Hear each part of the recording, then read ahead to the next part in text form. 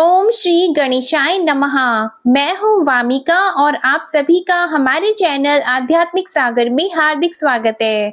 आप सभी को संकष्टी चतुर्थी की हार्दिक शुभकामनाएं। हर मास में 2 चतुर्थी तिथि होती है। आश्विन मास के कृष्ण पक्ष की चतुर्थी तिथि को विघ्नराज संकष्टी चतुर्थी के नाम से जाना जाता है।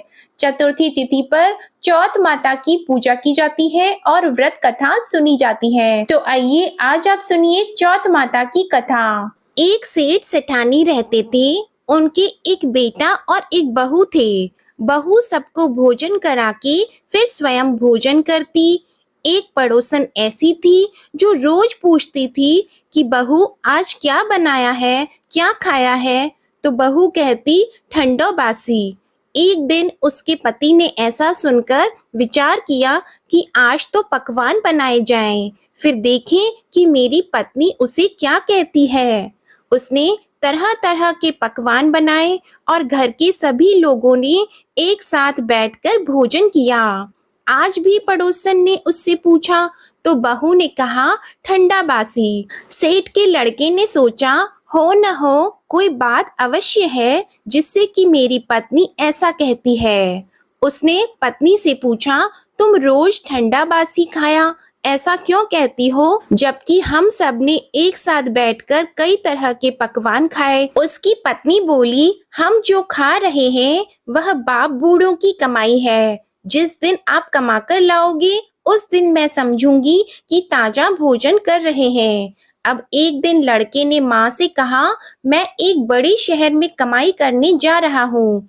माँ बोली बेटा अपने पास इतना धन है कि खाया नहीं खत्म होगा। माँ के मना करने पर भी बेटे ने स्वयं कमाने का दृढ़ निश्चय कर लिया और जाते समय पत्नी से कहा मैं जब तक कमाकर बहुत सा धन लेकर न आ जाऊं तुम चूल्हे की आग मत बुझने देना। एक दिन चूल्हे की आग बुझ गई तो वह मन ही मन घबराने लगी, कहीं मेरे पति पर संकट तो नहीं आया है।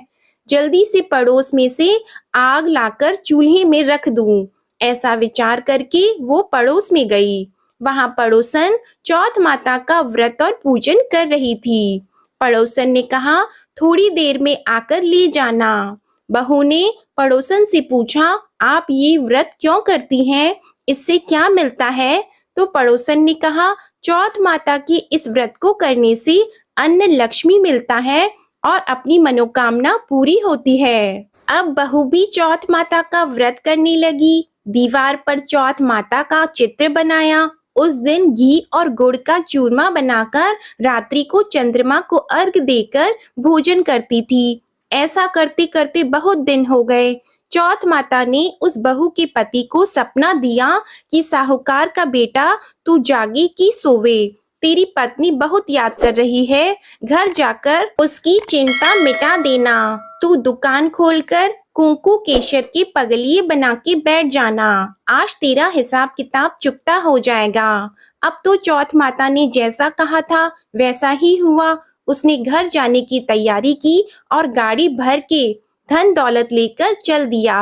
रास्ते में एक बड़ा सा काला नाग फल फैलाए और कहने लगा आज तो मैं तुझे डसूंगा, छोड़ूंगा नहीं, आज तेरी आयु पूरी हो गई है। सेठ के लड़के ने कहा आज चौथ माता ने मुझे सपना दिया तो मैं पत्नी से मिलने जा रहा हूँ। वहाँ मेरी पत्नी बहुत चिंता कर रही है, मैं उससे मिलकर जरूर आऊंगा, तब तुम मुझे डस लेना। नाग ने कहा तुम शपथ पूर्वक कहकर जाओ तो मैं तुम्हें जाने दूंगा, परंतु लौट कर नहीं आए तो तुम्हारे घर आकर मैं तुम्हें डस लूंगा। इस प्रकार सर्प को वचन देकर वह अपने घर पहुंचा। वहां सभी से हंसी खुशी से मिला और भोजन करने को उदास होकर बैठ गया। उसकी पत्नी ने उदास होने का कारण पूछा तो पति ने काले नाग वाली बात बताते हुए कहा यदि मैं उसके पास नहीं जाऊंगा तो वह घर आकर ही मुझे डस लेगा। पत्नी बहुत चतुर थी। उसने कहा कि आप घबराओ नहीं, लेट जाओ, मैं एक उपाय करती हूँ। पत्नी ने कमरे की 7 पेड़ी धोई। पहली पेड़ी पर रेत, दूसरी पर इत्र, तीसरी पर गुलाल फूल, चौथी पर कुमकुम और केशर, 5वीं पर लड्डू पेड़ा, 6ठी पर गादी गलीचा और 7वीं पेड़ी पर दूध का कटोरा भरकर रख दिए। इस प्रकार साथ ही पेड़ी सजाकर बैठ गई। आधी रात होते ही नाग आकर पेड़ी चढ़ने लगा। पहली पेड़ी पर मिट्टी में लौट गया और कहने लगा कि सेठ की बहू ने आराम तो बहुत दिया, पर वचनों से बंध कर आया हूं तो डसूंगा अवश्य ही। इसी प्रकार सातों पेड़ियों पर नाग आराम करता हुआ और कहता हुआ कि डसूंगा जरूर कमरे में जाने ही वाला था कि चौथ माता ने विचार किया कि मैं इसे नहीं बचाऊंगी तो संसार में धर्म, कर्म और व्रत पूजन को कौन मानेगा। अब तो गणेश जी, चंद्रमा जी और चौथ माता ने उसे बचाने का विचार किया। चंद्रमा जी ने उजाला किया, चौथ माता ढाल बनी और गणेश जी ने तलवार लेकर नाग को मार दिया और ढाल से ढक दिया।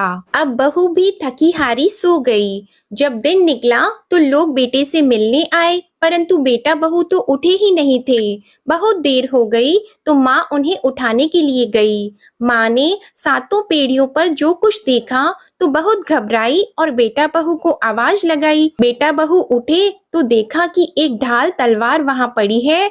अब ढाल उठाई तो वही काला नाग मरा हुआ पड़ा है।